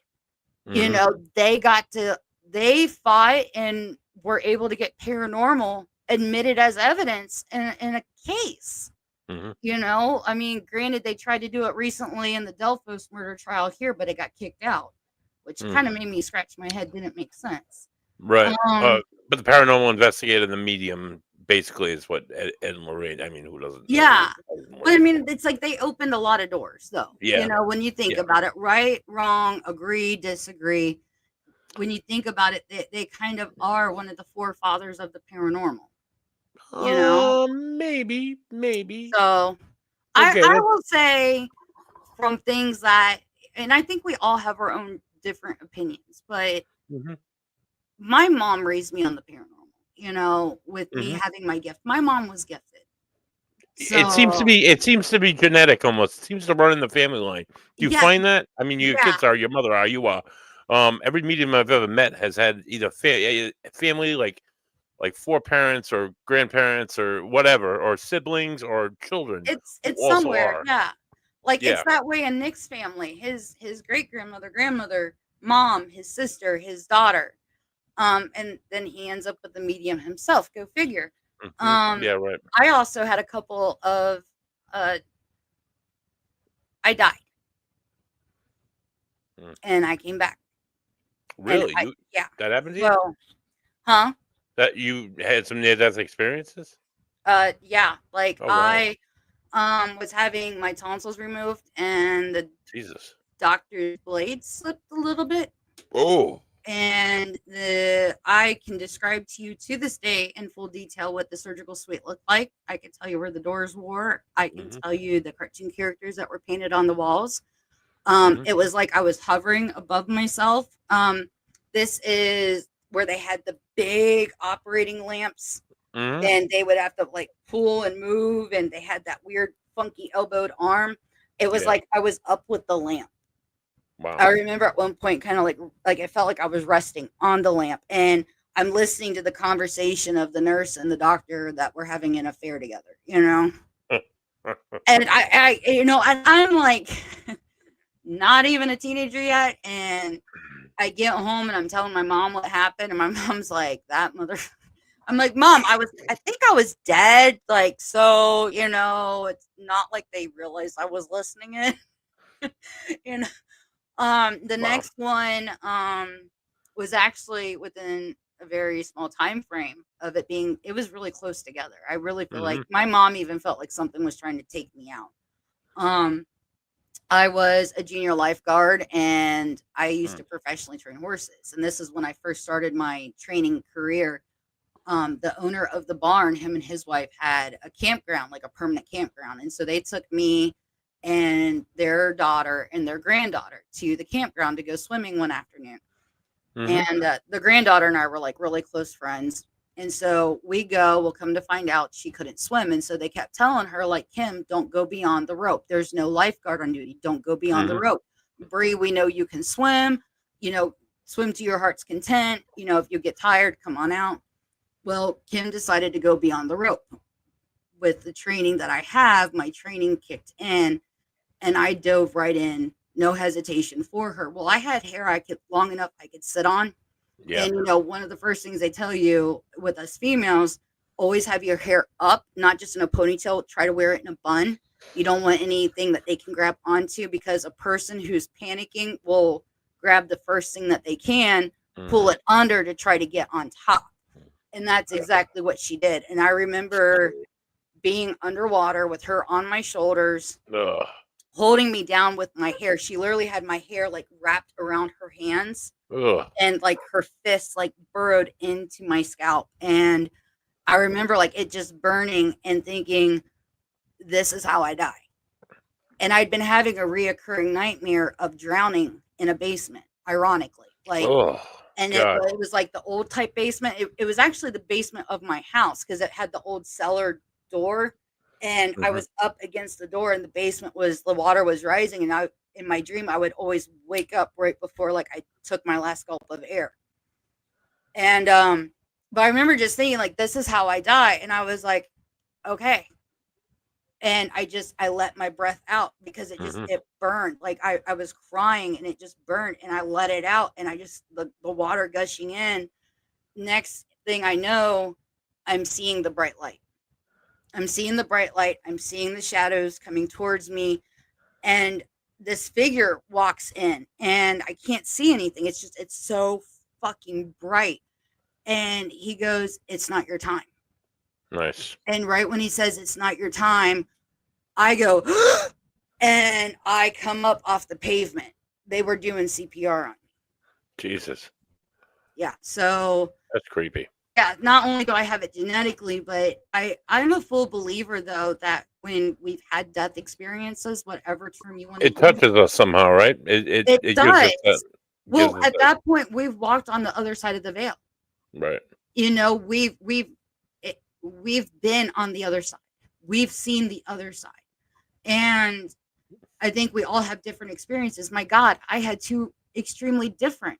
Mine was more the first one out of body, where Mm-hmm. I'm watching myself on the table.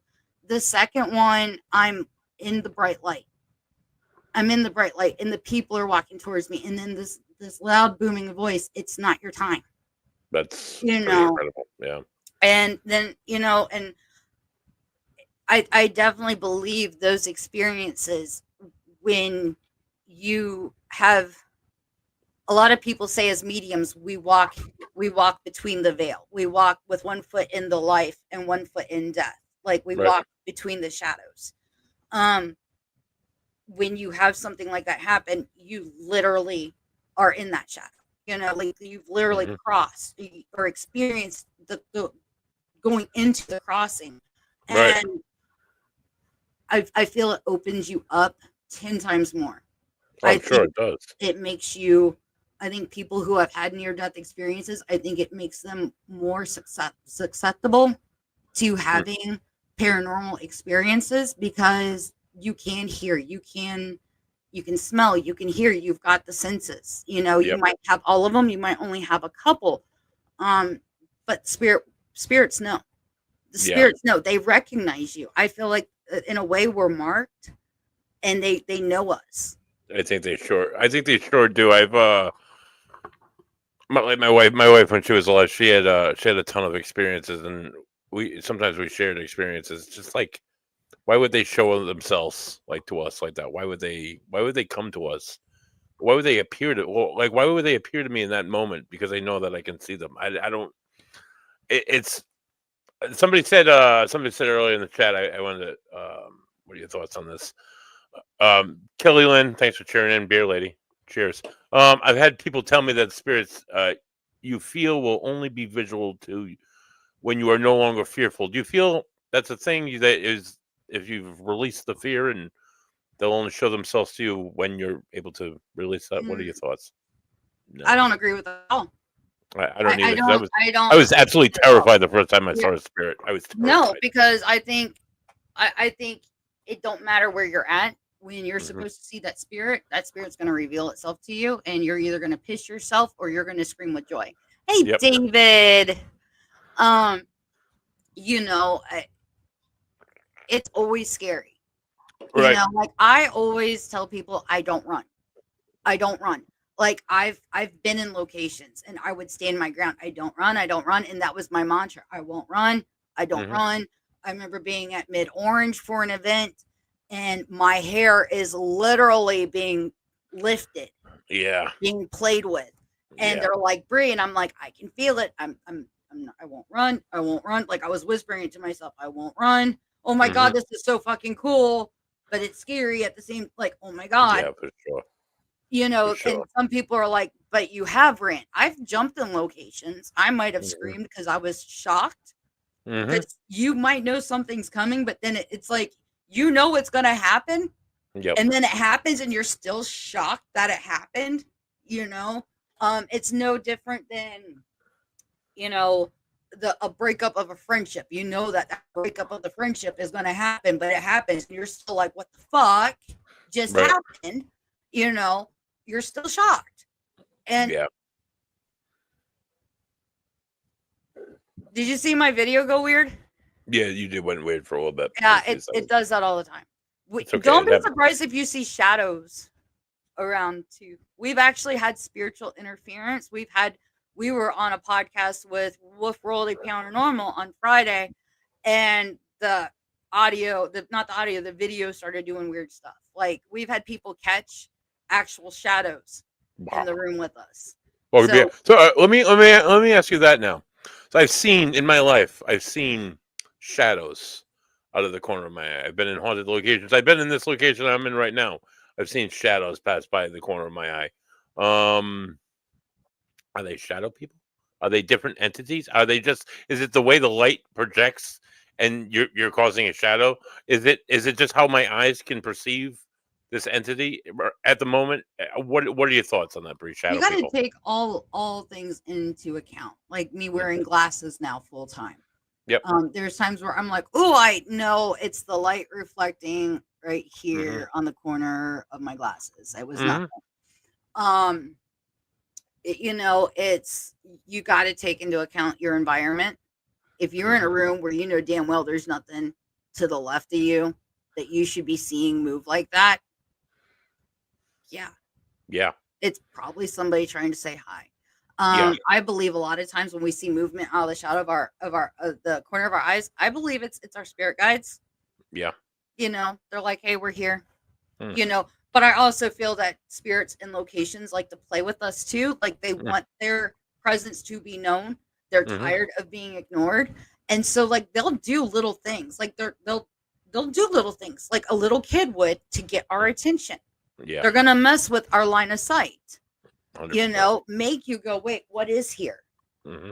I thought there's nothing here that should have caused this movement, that should have caused this shadow. Like, pay attention to your surroundings. I always want to tell people that, as an investigator, our number one thing should be let's be debunkers. Not Yes. everything in life is paranormal, people. Oh, Not everything. most of it isn't. Now, Yeah, is unfortunately. paranormal going to happen a lot? Yeah, it will happen a lot. Mhm. And you gotta let yourself be open to it. Mhm. That's the thing. A lot of people, like, going back to the whole skeptic thing, a lot of skeptics are willing to walk through fire to have that one experience, Mhm. but they're not willing to open up for that experience. And so they make a lot of dumb decisions. Yeah. Yeah, Um, of you course. got to be open for it. You got to be open. And guess what? You're going to still have your fearful moments. You're still going to have a full-bodied apparition. You're still going to have a woman plain as day having a conversation next to you, and it's Yes. going to scare the piss out of you sometimes. Mhm. And it's not because, like, oh my God, I just heard a voice and you're scared from the voice. It's because you weren't expecting it to happen, and it's Right. gonna shake you up. And It sure just does. don't It dare sure it sure as shit does. It will never change, honestly. The first time I ever saw a ghost, I was working in a group home on the overnight shift. I was putting dishes away. I wasn't expecting it. I was a skeptic. People would try and tell me ghosts. I'm like, I don't want to hear this shit. Don't tell me this shit. You're going to put shit in my head. Stuff's going to happen. I'm going to think it's the ghost. Don't even put me there. I don't even want to hear it. And things started happening steadily, slowly but surely. I heard the random footsteps. I'd have the TV go off downstairs in the playroom, middle of the night, run downstairs. And, at night when they putting the kids to bed, the little kids to bed upstairs, it was younger kids. It was like 4 to 12 years old. So they're putting the younger kids to bed upstairs, and the older kids are downstairs in the playroom. So the TV's really low. And that's why they turn it off. It's really low. And then it pops on at like 3 o'clock in the morning. And it's at 100. Yeah, that Oh yeah. doesn't happen. Or like the phantom footsteps, or the cold spots, or I'm folding laundry and I feel the tug on the back of my shirt. Swear to God, I thought there would be a kid there. There wasn't. And then finally, like, I hear the motion sensor goes off at like 4:30 in the morning. Doo doo. I turn to this bedroom to see this figure coming out. I'm thinking it's this kid Russ. Go Russ, you gotta use the bathroom. Figure walks right in front of me and just like turns that way and walks like 5 feet and then disappears. And it was a complete shadow, right? It was a shadow. I saw the head, I saw the shoulders move, I saw the arms sway as this figure walked by me. Later on in life, I did Reiki. I became more open. I started investigating the paranormal not soon after that event, believe it or not. And I started seeing people.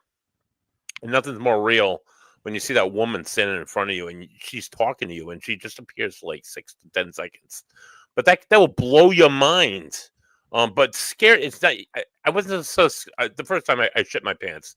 I grabbed that countertop. I wouldn't move for like 45 minutes. I held my breath for a while. I was like, and then I went home and I wrote down everything I experienced. But like years later, when I saw the woman, I wasn't so scared. And like after the fact, I thought about it, and then I looked the woman up, and I found out who the woman was. It's a little bit more scary after the fact, but during, it's almost like looking at a person now, Right. briefly. But I don't really get scared by it. Do you feel their emotions? Do you feel their energies? What? Oh yeah. Oh Yeah. yeah. At the state house, Hmm. like, there's certain spirits that are there. I call them our resident spirits. Yes. We've got a few that are protectors. Uh, and I've gotten really close. I know some people would laugh at me, but there's one I've gotten really close to. Oh, that's cool. And you know, when we sometimes, depending on the group, he will show up. He's not there all the time, but he'll be there, and I'll feel him, and he'll be talking to me about it, and he'll be like, I can tell when he's seizing somebody up, when he's sizing them up, and like, this dude's a big fucker. He's done that when we had Michigan Ghost Hunt, Joel and his brother Scott out, and they just dropped last week the video that they made on the state house, and when they were there, he was there, and Hmm. he was sizing them up, and he looked at Joel and was like, he's a big fucker. Yeah. And it wasn't like he was intimidated, he was just making a statement.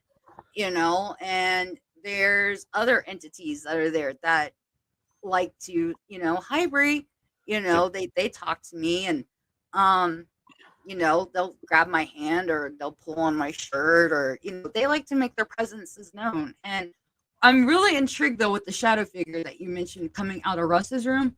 Yeah. So here's something to think about. Now, you might have already thought about this. Mm-hmm. Was it really a shadow person walking out of the room or a spirit? I think it was a spirit. Or do you think it could have been the residual energy of what Russ's movements would have been doing? No, and after that, Or after that happened, previous- I talked to some of the people against my own. Like I came forward to my boss Carrie, and she was a licensed social worker. So if anybody could have like, hey, this guy's crazy, I'm going to lock this guy up right now. She had the licensure to do that, and she's like, oh, she's like, I believe you. She said, I've had my experience. I'm like, you have, and she's like, she had the complete opposite answer. And she's like, oh, you got to talk to this woman Lillian. She's the woman that works the overnight. I'm like, all right, I'll talk to Lillian. And Lillian's like, you don't see her? I'm like, see who? And she's like, it's a woman. She's like, it's a woman. She's like, it's like 5'6". I'm like, yeah. It was about like up to, I'm 6'4". So I'm like, she was like up to here on me. And she's like, I see her in a long dress, with a shirt that's buttoned right up to the neck. She walks up and down the stairs, and she walks in the flower room, and like I would get calls from people in the night. They're like, hey, who do you have over there? Like, what do you mean? Nobody. So you're not training anybody? No. I just drove by. I saw a woman in the flower room. I'm like, get the fuck out of here! Don't call me at 2:30 in the morning and tell me this shit. So like stuff like that would happen. And Lillian says to me, she's like, it's a woman. Like I see her going up the stairs, and she's holding the rail like higher than it would be. And so I researched the house. She's like, you just got to talk to them. I'm like you're nuts. I'm like, she's like, no, just talk to them. I'm like, no, yeah, all right. So I went and I researched the history of the house. I found two owners that own the house. I have several owners that own the house. All of them were still alive except the original owners. They built the house in 1918. They were Italian immigrants. Mr. and Mrs. Piranunzi was their names. I waited till like 3 o'clock in the morning one day. I was working. I shut all the doors of the bedrooms. I addressed them, Mr. and Mrs. Piranunzi. You have a beautiful home. I appreciate that you still roam in this home. I'm not here for you. I'm here for the safety of these children. I don't want to see you. I don't want to hear you. Please leave me alone. I shit you not. I worked there for another like 7 months. I never had another experience. Blows my mind to this day. I tell people all the time, you just got to talk to them. It's about showing. Leave me alone. Back to showing respect. It Right. goes back to showing respect, but also holding boundaries too. And a lot of people don't understand holding your personal boundary, having a bubble. It's okay to say, look, I'm here and I want to learn your story. Yeah. I respect you. I respect your property. I respect your home. I have nothing. I come with nothing but good intentions, love, and light. But you are not allowed to touch me. And guess what? They will respect that. Yeah. And a lot of people are like, no, they won't. I'm like, yeah, no. You're talking to people. You're just talking to people. You're talking to regular people. Right. And guess what? You're going to have your little pranksters. You're going to have your mischief makers. Of course. You know, and you're going to I'd be doing the same thing if I was dead. I'm going to harass everybody. I'm telling them now. Like, people up the stairs. I'm turning blenders on with forks. I mean, I'm throwing I'll give you plenty of in the microwave. I'll give you plenty of EVPs. Hit the recorder. Let's go. Let's do this. I'm all for it. We're having dance parties. Are you kidding me? We're going to do the Cupid Shuffle. Nice. I'm going to be doing the stanky leg. People are going to be getting like, you know, do you see this white woman? She's doing the stanky leg. Brie, really quick before we wrap up, thanks for coming on tonight. It's been a really like easy chat. This state house you guys run. You guys are what's the deal? Tell us a little bit. Okay, so this is actually Nick's childhood home. His mom purchased it in 1987, and we moved her out in September. Ironically, on my birthday, September 28th. Oh, so, my mom's the 24th. Cheers. Oh, nice. Cheers. And it was actually up for sale. And so there was some paperwork and entanglement that was going on, trying to get it worked out. And the you know, curiosity kills the cat, because they always had paranormal activity at this location. And so, you know, Nick was like, why? Yeah, Amber's been to the state house. So Nick was like, why don't we go investigate? So I went over with him and then his sister. So there's 2 mediums and then his daughter. So you got 3. And what's cool is all 3 of us are mediums on different levels. We all have our different levels of things that we Yeah, can't yes. do. Some of different sensitivities, though, or Yeah. whatever, right? So Hearing, we seeing. had, and it was amazing because they were seeing things I wasn't seeing. I'm seeing things they weren't seeing. Like we're all seeing the same thing. Um, just some amazing experiences. And so Nick was like, why don't we get another team out here that we're really close to, that we trust? And so we got a hold of one of my best friends, Amber Renee Crank, and her husband Philip. They founded Illuminate the Beyond. So we invited Ooh. Illuminate the Beyond to come out because we knew that they would do a clean investigation, no bells, no whistles. That Nice. they would actually do it, to the T. Really try to figure it out, not going live for entertainment, but honest, true investigation. Yep. I love you too, Boo. And she came out and had two of their other teammates with them, Little Amber and Ash. Well, all three of them are gifted in their own ways. And they did nothing but validate everything that we have gotten. So we started having other teams out, and Nick and I started talking. Like, this house could pay for itself. Like, Mom wouldn't really need to sell the house. Like, she could, make money off of this, and this would give people a place to research in a safe environment, an unprejudiced environment, a location that's clean. What more does a person want? They want to go to a safe environment. They want to go somewhere that's clean, that if they need to sleep and spend the night, they can spend the night. So we talked to his mom and talked to his sister, and we agreed, take it off the market, and we're going to run it as a location. So it is now the State House Research Center, LLC, where you can book it, and it is up to 5 people, $150. Each person thereafter is $35. You get it from 6 p.m. to noon the next day. It's got all utilities, and it's in a prime location. It's 5 minutes from downtown Fort Wayne, Indiana. You've got, there's a Lee's Chicken, there's a pizza place, there's a Tom's Donut, there's a Walgreens. You've got all the amenities right within walking distance. Right. So if you forget something, it's not like, damn, I got to drive a half hour to find civilization. No, it's all right there at your fingertips. So that's great. We want people to come and have a safe place to figure out, we all want to understand things better. And we all want to go somewhere that is safe, where we can be at our most vulnerable and not have to worry. This was a safe family home for how many years? 87 to 2024. Yeah. 40 some years, Yeah, that's a good time. It was a duplex before that. A lot, we actually had somebody message this past weekend, and they were like, so what's the story? Was there abuse, a suicide, murder? And it's like, people just love it, man. It doesn't always have to be that way. Right. And so that's something we're really hoping the State House will change that perception. Were there deaths on the property in the house? Yes, there were. There's 2 documented deaths that we know of. Now this is where looking at the history of your location, looking at the history of the land comes in key, and do your research, or go investigate and see what you can get, and then do your research and look at how it validates and how it lines up. Yes. You're going to be amazed at what you get. A lot of people are so hell bent on there's got to be abuse.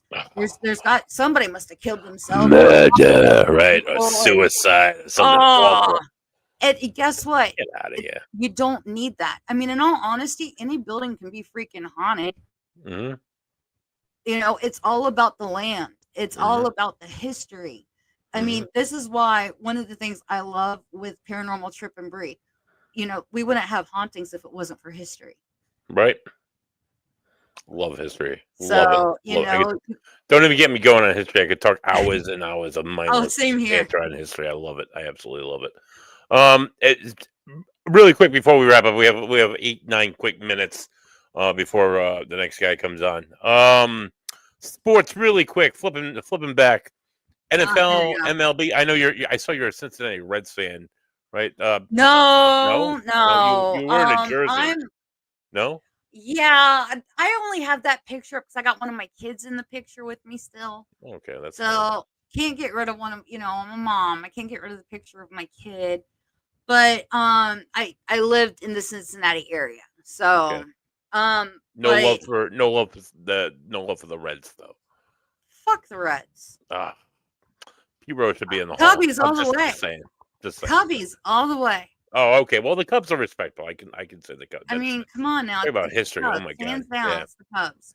And football, I'm Lions, baby. I mean, Oh, it's yeah. got to be the Lions. You guys hit my old coach and who we let go, and he became like the best thing since fried mushrooms and you know what? It just Detroit. goes to show how when you treat your employees well, they flourish. Beautifully, unbelievable. Fucking Dolphins can't figure it out. And that just and college football, you don't like the Ohio Irish. State. Irish. Oh yeah, Fighting Irish, number one. We'll Fighting get back. We'll get back there. We'll get back there. Speaking of getting back there, tune into Three Dudes Brews, the last call Thursday night. I'll be live on a Van Down by the River, live on my Facebook on the Three Dudes page and the Three Dudes YouTube. Joining us next week on The Ghost and the Goat, we have O'Brien. I think it's Greg O'Brien. He's an investigator with lovely Fort Mifflin. Yeah, Greg O'Brien. He's going to be joining us. Greg is also an Eagles fan, so I'm sure we'll have plenty to talk about with football and Patrick Mahomes going down and the fans of Philadelphia burning down the city in great celebration of their amazing Eagles. For Brie Hollingshead, this for Bams who couldn't make it tonight. You had other things going on. Good for you, Bams. You're doing things, brother. This has been Buddy Day. This has been the Ghost and the Goat. Thanks for tuning in, guys. Have a lovely week and